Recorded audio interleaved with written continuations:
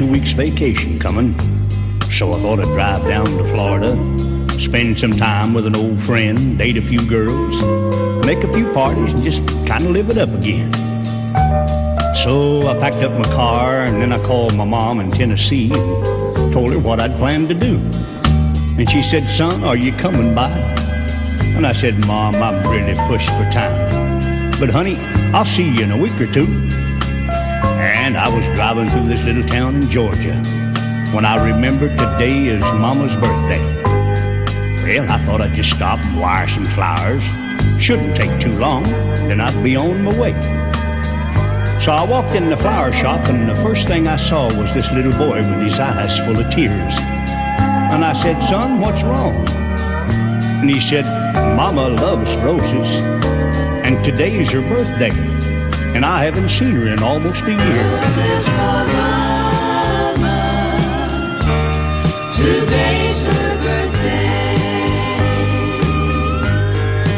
Roses for Mama, today's her birthday.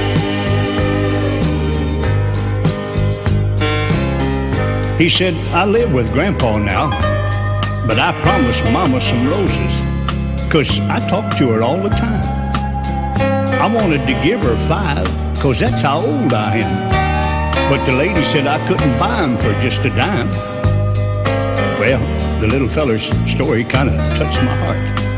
So I told the lady, just give him what he wanted and charge it to me.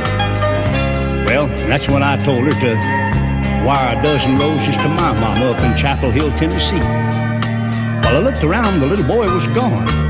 But all of a sudden, the door flew open and he came running back in. And he said, "Mister, I forgot to thank you for the roses." He smiled and shook my hand and ran back out again. Well, I started on out of town, and I was feeling real proud of myself for thinking of my mama and really caring. When I looked out my window, I saw that same little boy kneeling by a grave in an old cemetery.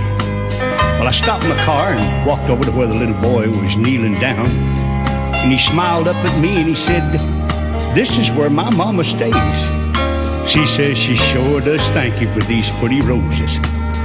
Well, that's when I had to walk away, and I drove right back to that flower shop and I said, "Lady, have you sent those flowers to Tennessee?" And she said, "No, not yet." And I said, "Well, just never mind. I'll just take them back with me."